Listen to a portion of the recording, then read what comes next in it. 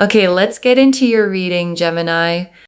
Wow, someone is lying awake at night with your name on their lips, terrified of losing someone like you before they ever found the courage to make you theirs.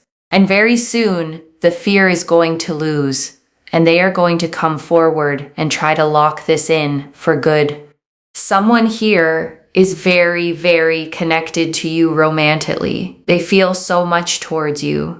They feel very drawn towards you. They care deeply about you. They really appreciate you. They really like you. They want to make you a part of their life. They want to make you a part of their story. They want to make you a part of their family. The Hierophant is very much ruled by the Taurus energy. Okay. Now this Taurus energy is very much about being locked in, right? It's a fixed sign. It's a fixed energy. It's about locking everything in. This person wants to lock things in with you. They want to commit. They want to have stability. They want to have a secure connection with you. They want to be able to really protect and preserve this connection. They want to offer you a very, very solid offer in terms of love. Okay? This is also about expressing their feelings to you, sharing how they care about you, how much they feel towards you, how much they really think about you, how much they really appreciate you. Because one thing I see here with the Three of Swords is that they've had a lot of trouble doing this in the past. They haven't necessarily been the most secure, so they may have been dealing with a lot of insecurities. But a lot of these insecurities also come from failed relationships, okay? They have taken failed relationships very, very personally in the past. It's something that has really made them feel like it's impossible or very, very hard to get over. They have felt and thought to themselves like there's no way I could get over this. There is no way I could move on from this.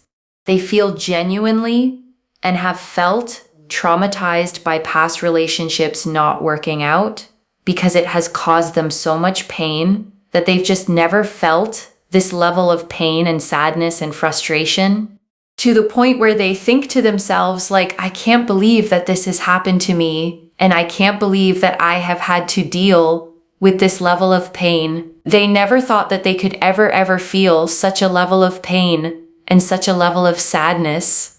They are genuinely just so overwhelmed and have been so stressed.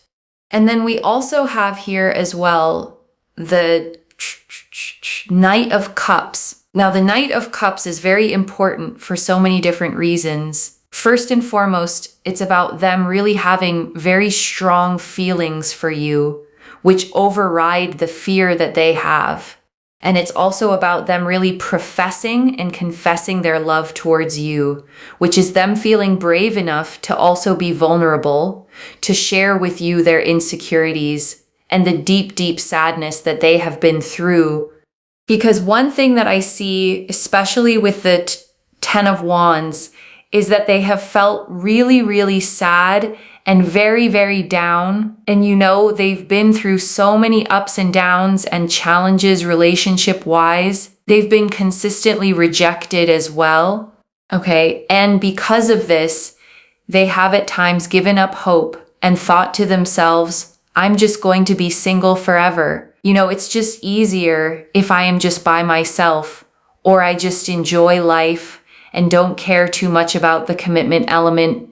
However, what they felt towards you is so, so different to what they felt towards anyone else, especially in recent times, that they've literally thought to themselves, you are literally commitment material. You are what I have wanted.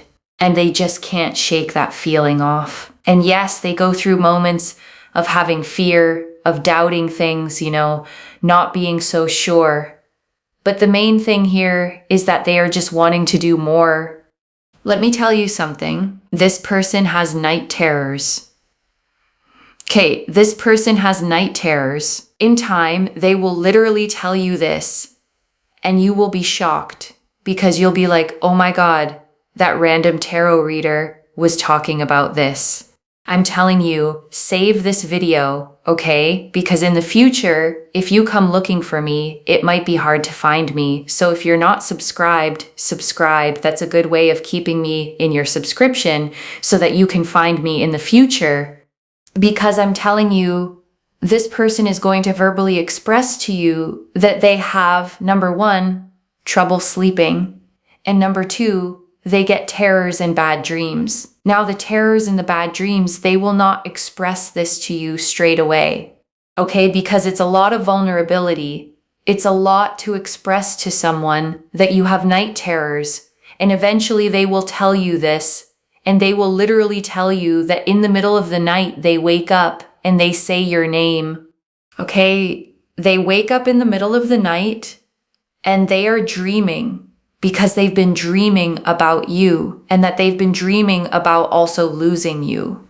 And basically that is something that is making them feel like they have to take action towards you before it's too late, because they could lose somebody like you, which they don't want to do. Even though, like, in reality, you know, they kind of thought to themselves, like, I'm going to be single forever and I'm not going to date and I don't want to commit. But they will literally think to themselves, I better do something, otherwise I could lose you altogether. And that's not a thought or anything that they want to do. So that's really what I am seeing. And that's the energy that I am basically picking up on.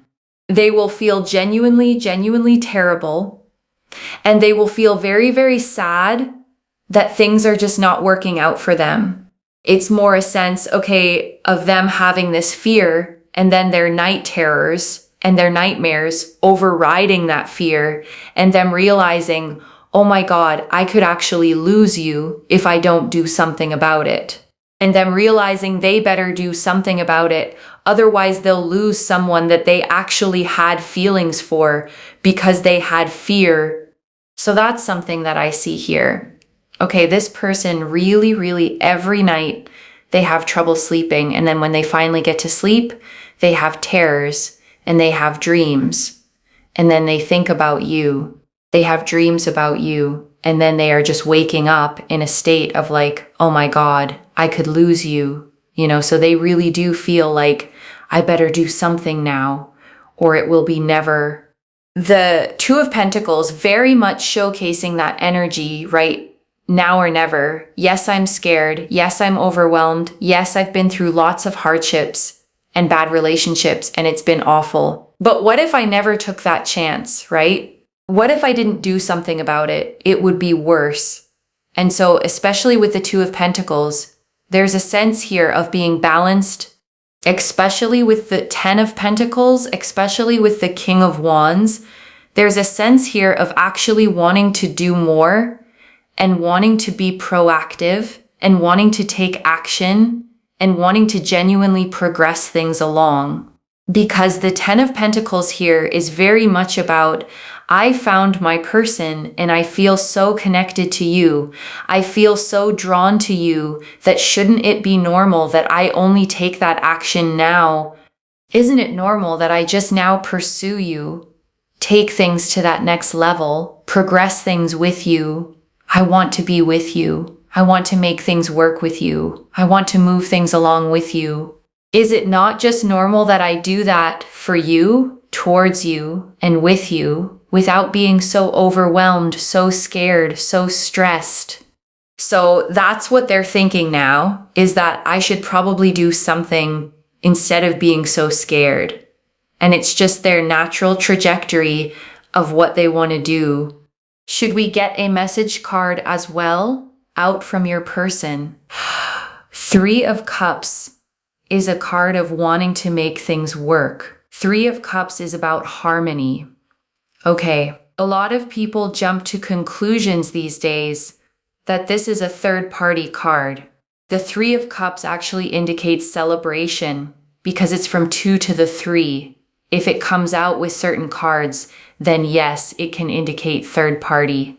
However, in this situation, okay, it indicates people being on the same page, which is you and this person.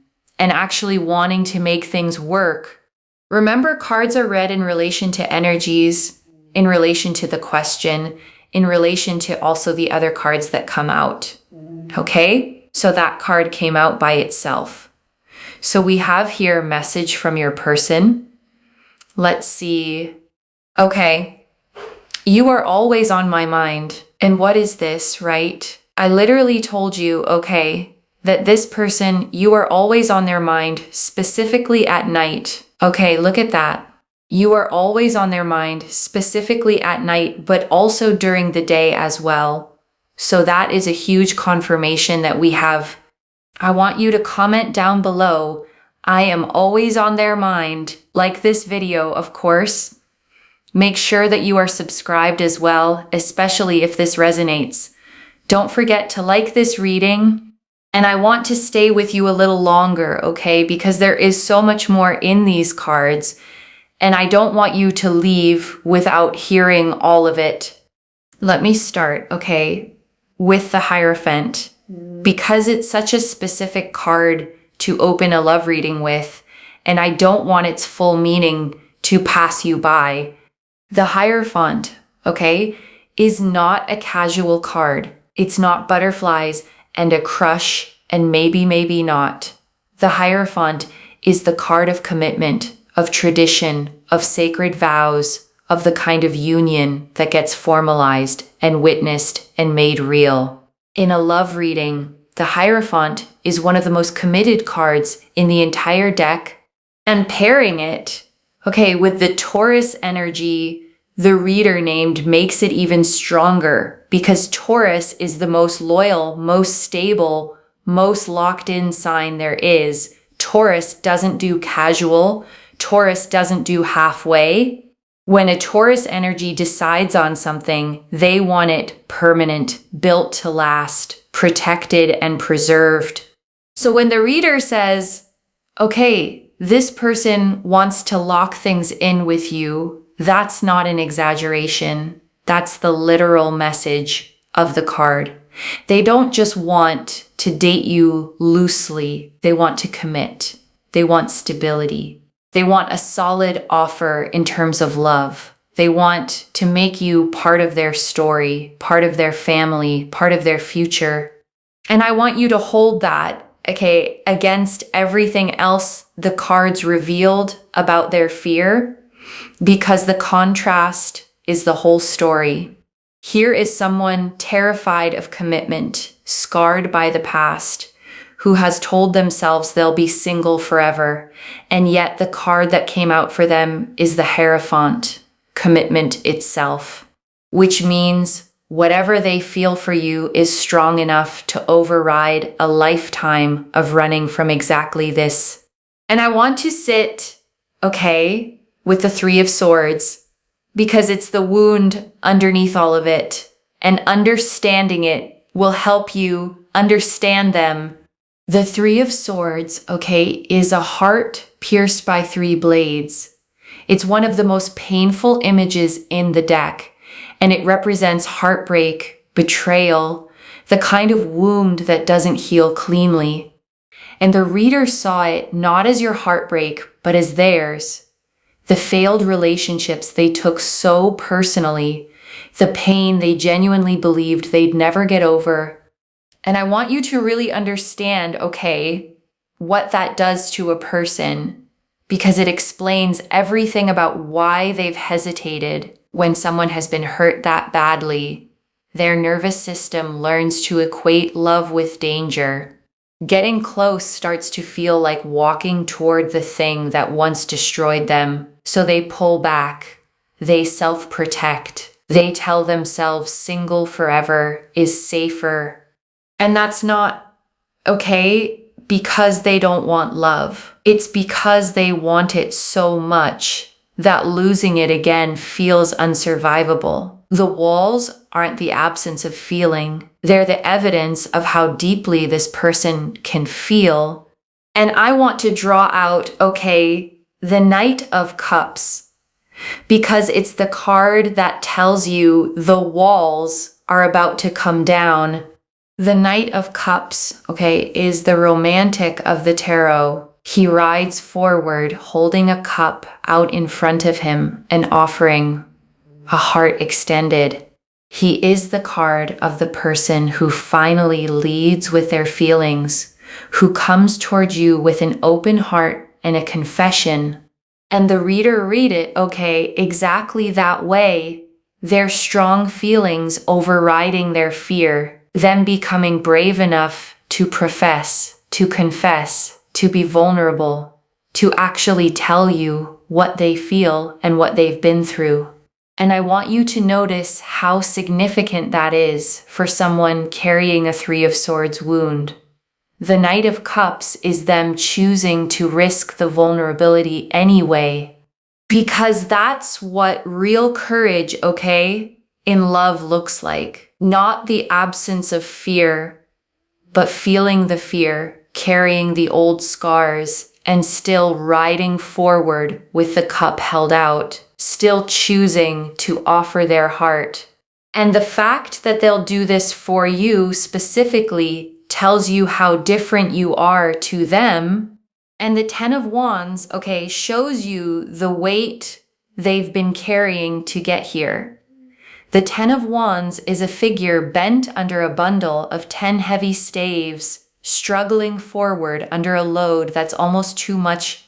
And the reader tied it, okay, to how sad, how down, how worn out this person has been.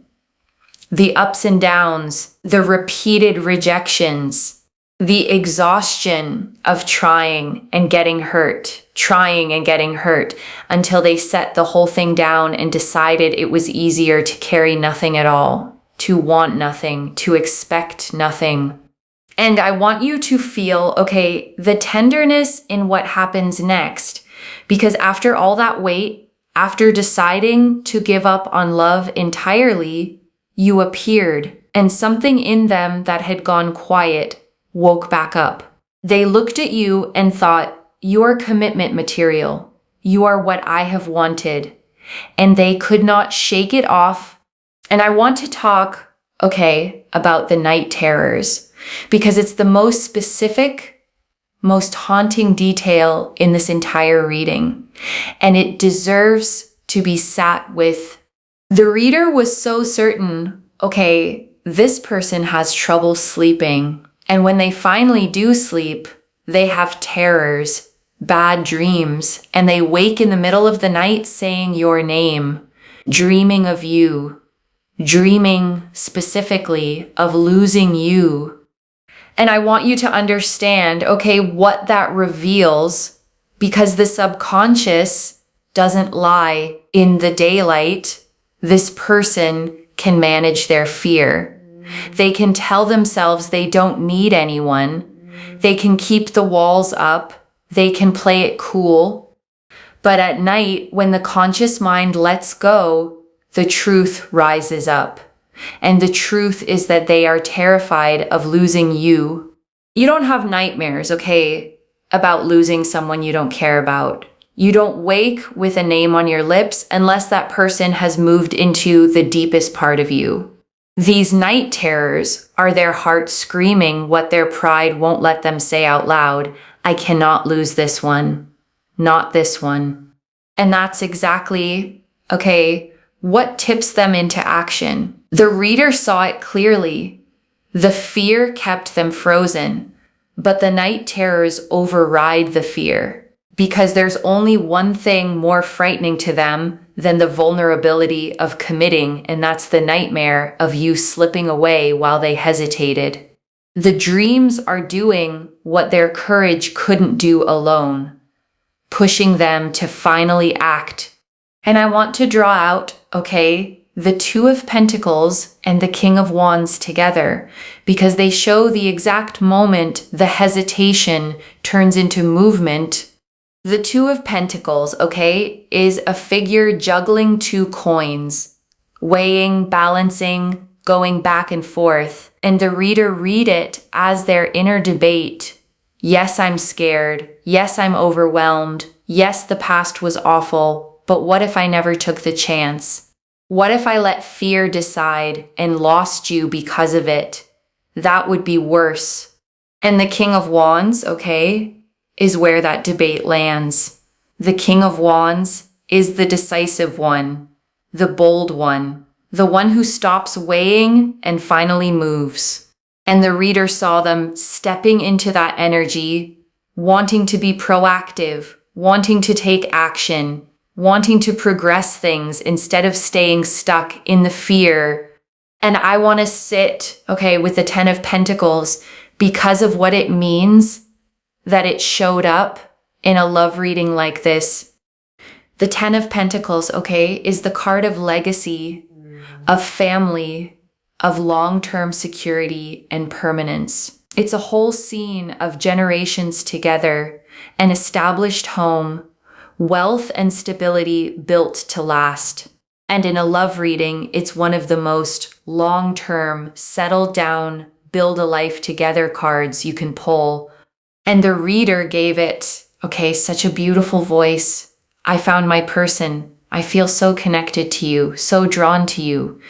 That shouldn't it be normal that I take action now? Shouldn't I pursue you? Take things to the next level. Make things work. Build something with you.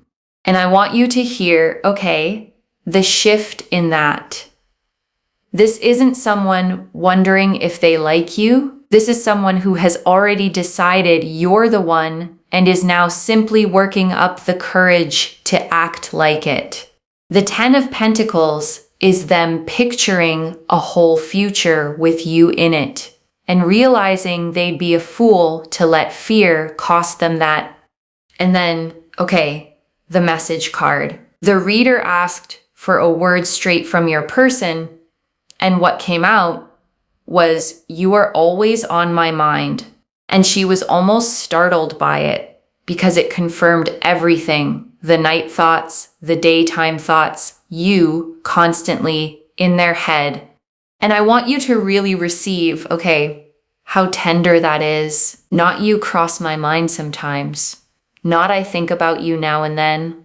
Always. You are always on my mind. Waking and sleeping. Day and night. The reader even paired it with the 3 of Cups, which here isn't a third party at all, but harmony, the two of you on the same page, both wanting to make it work. And right now, okay, I want you to take a slow breath with me. Breathe in the truth that you are wanted deeply by someone who dreams of you and aches at the thought of losing you. And breathe out any doubt that you were too much or not enough. You were always their person. And I want to linger, okay, on the thing they said to themselves about you, because it's the heart of this whole reading. You are different. Because remember, okay, this is someone who had genuinely given up. Someone who told themselves over and over, I'm going to be single forever. I don't want to commit. I don't want to date. I don't want to risk it again. They had built an entire identity around not needing love because needing it had hurt too much. And then you came, okay, and every one of those declarations started to crack because what they feel for you is so different from anything they felt for anyone else, especially in recent times, that it overrode the whole story they'd been telling themselves. You are commitment material. You are what I have wanted. And they cannot shake it off. And I want you to understand, okay, how rare that is when someone who has sworn off love suddenly finds themselves wanting to commit. It's not a small thing. It's not a passing crush.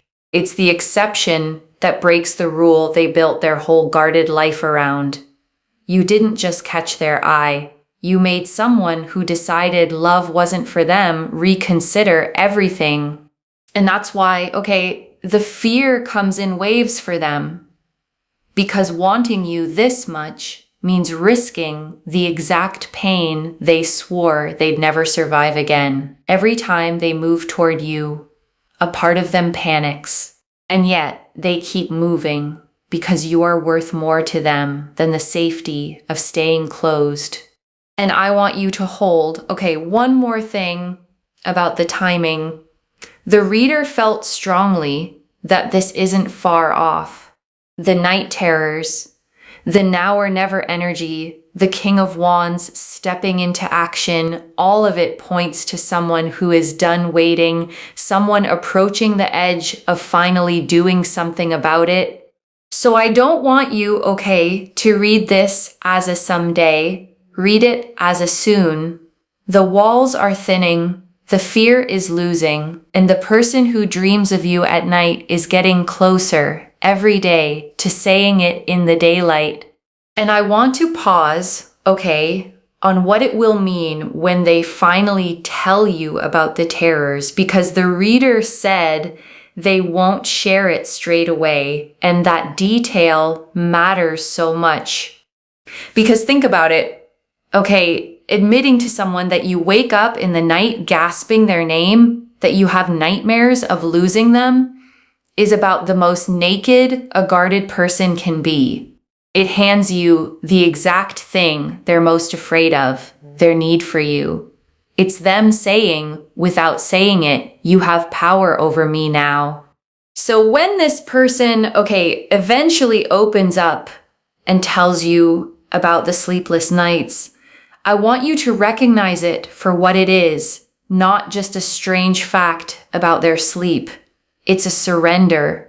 It's them lowering the very last wall, showing you the part of themselves they've hidden from everyone because they've decided you're safe, that you're worth being seen, that completely.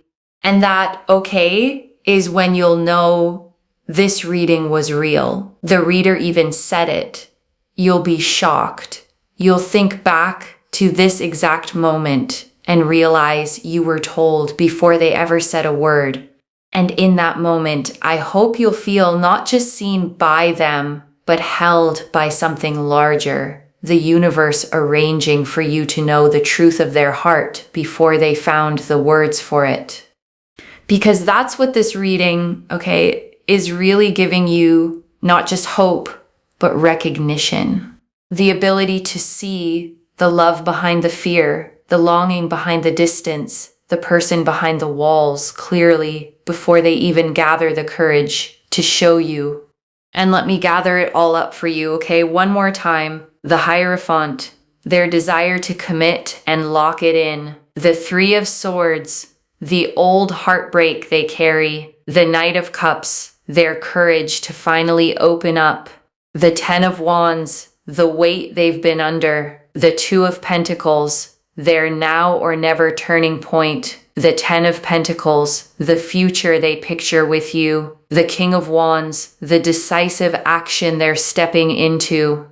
And the Three of Cups, the two of you finding harmony with one message above all. You are always on my mind. So let me lay this all out one final time, okay? Slowly, so it settles.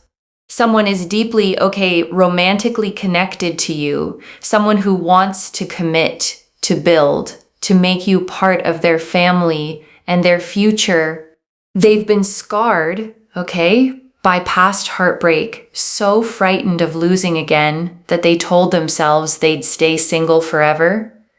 But you changed that. And now they lie awake, okay, you always on their mind, dreaming of you, waking with your name, terrified of letting fear cost them the one person they finally want to fight for. One message.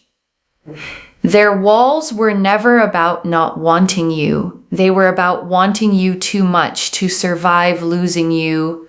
And if this reading resonated, comment down below. I am always on their mind, and let the universe hear you claim it. Like this reading, subscribe to Moonveil Tarot, and save this one, because when they finally tell you about the sleepless nights and the dreams, you're going to want to come back and remember you were told first.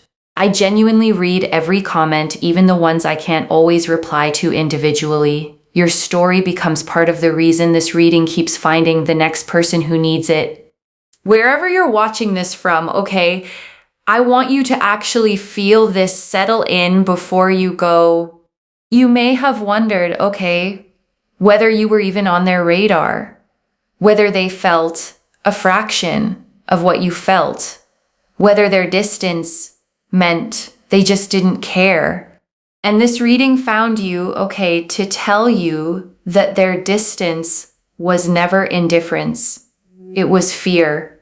And underneath that fear is someone who dreams of you, who wakes reaching for you, who has quietly decided that you are the person worth breaking every wall for. So whatever comes next, okay, hold your worth. Let them come forward the way the cards say they will. Let them offer you the solid, committed, locked-in love the Hierophant promised. And know, however it unfolds, that you were never the one who wasn't wanted. You were the one they couldn't stop dreaming about. Take care of yourself, thy loves.